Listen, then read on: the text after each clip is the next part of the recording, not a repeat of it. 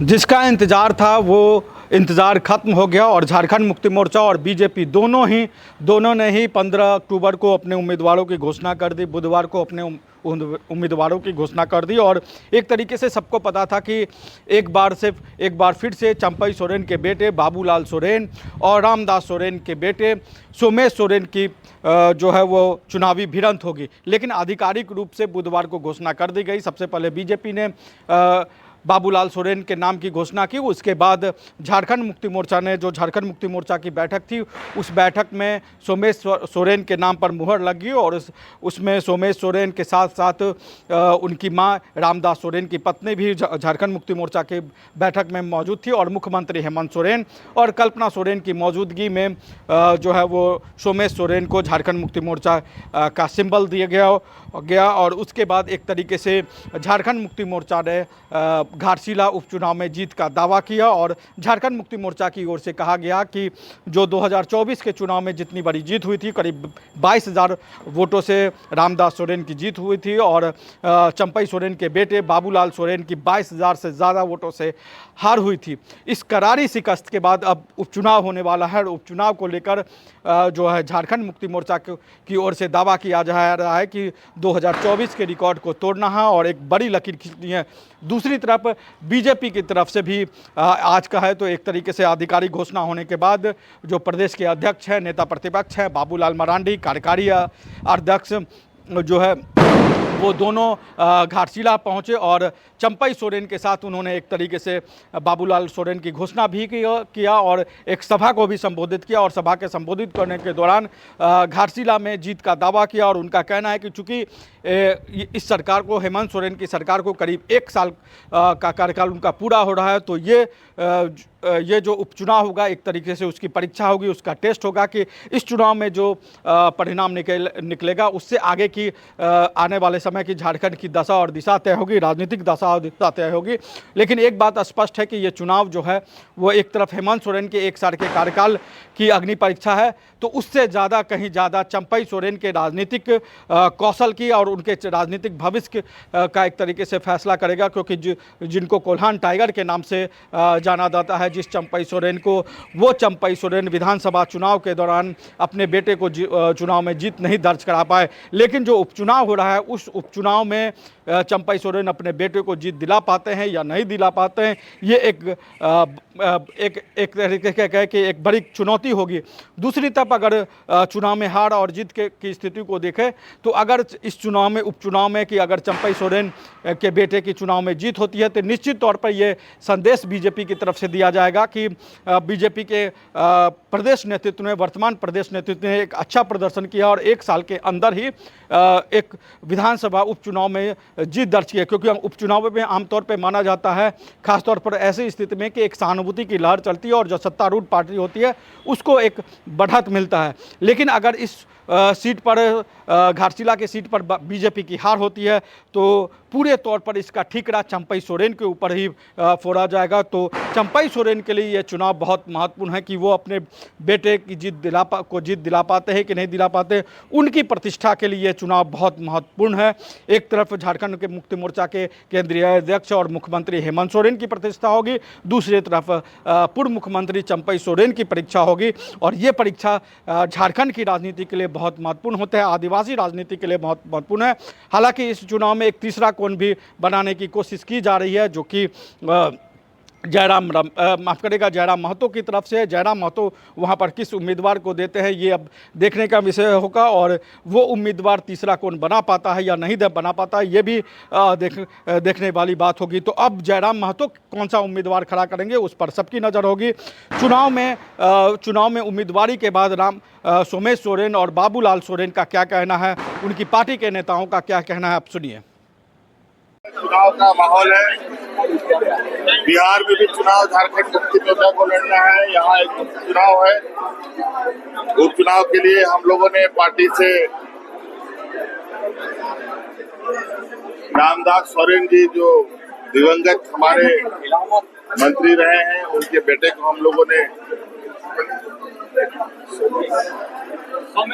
प्रत्याशी के रूप में खड़ा किया। सोमेश चंद्र सोरेन का नाम है और बिहार में अभी चीजें वार्ता के चरण में है और बहुत जल्द उसका अपना चाहिए।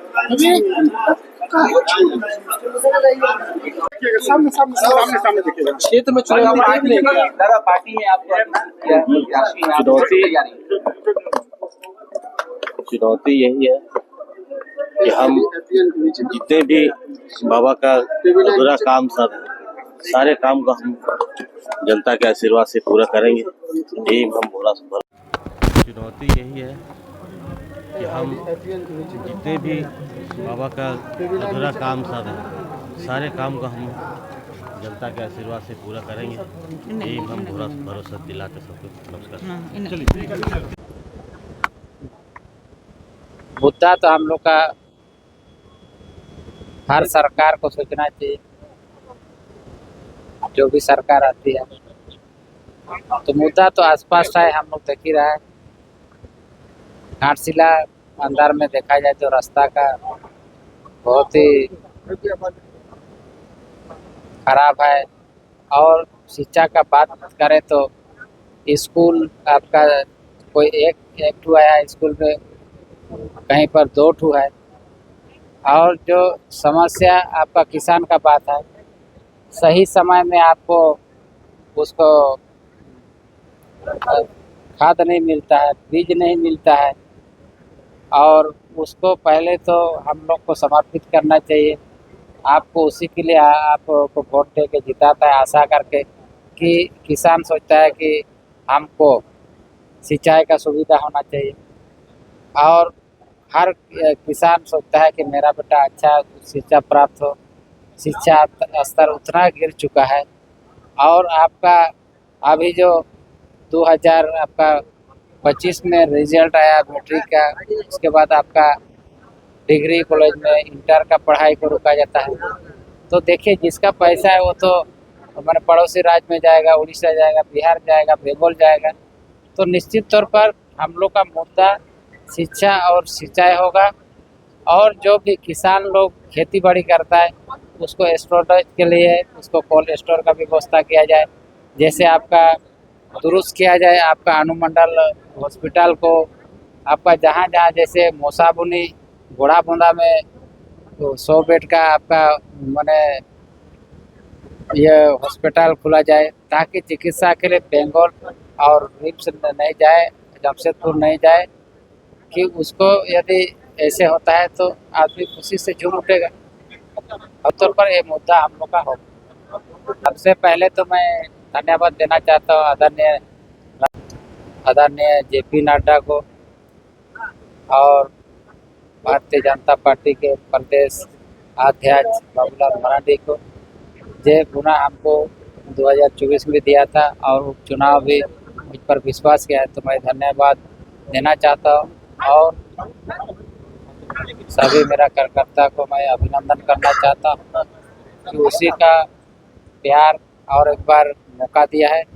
तो निश्चित तौर पर खरा हम लोग उतरेंगे पूरा कार्यकर्ता के साथ, जितना भी पदाधिकारी है घाटशिला का। तो शुरू से मैंने बोला कि हम लोग चुप नहीं रहा है, कोई भी परिणाम 2024 में हुआ, लगातार हम लोग आदमी से हम लोग संपर्क बनाए रखें और जो भी समस्या होता है उसका आवाज़ हम लोग उठाते आ रहे हैं। उपस्थित है, क्योंकि वास्तव में चुनाव की जो असली लड़ाई होती है वो पोलिंग बूथ पर होता है। जीत और हार भी चुनाव के वो पोलिंग बूथ पर ही तय करता है।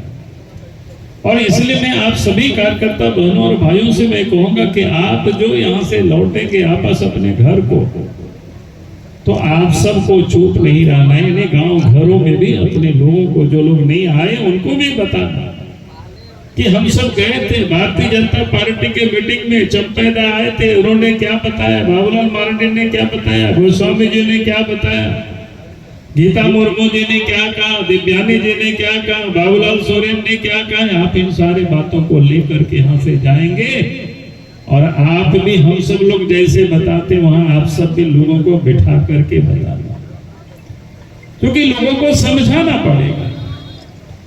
आखिर आज आप जान रहे हो कि जो विधानसभा का चुनाव है, इस एक चुनाव से न सरकार बनने वाली है न सरकार बिगड़ने वाली है, लेकिन महत्व एक चुनाव का रखता है।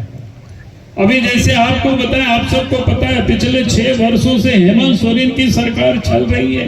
रॉयल इंडिया में आपका स्वागत है, भारत के सबसे विश्वसनीय सोलर मोटर पंप और MPPT कंट्रोलर निर्माता। रॉयल इंडिया का high performance movable trolley solar water pumping system प्रस्तुत है। बेहतर दक्षता के लिए डिजाइन किया गया और आसानी से ले जाने योग्य। सरकारी परियोजनाओं के लिए अनुमोदित देश भर के कॉन्ट्रैक्टर्स और एजेंसियों की पहली पसंद। MNRE द्वारा अनुमोदित, उल प्रमाणित, उद्योग मानकों के अनुरूप स्वदेशी उत्पाद। सार्थक ऊर्जा समाधान के लिए हमारे साथ साझेदारी करें। आज ही संपर्क करें।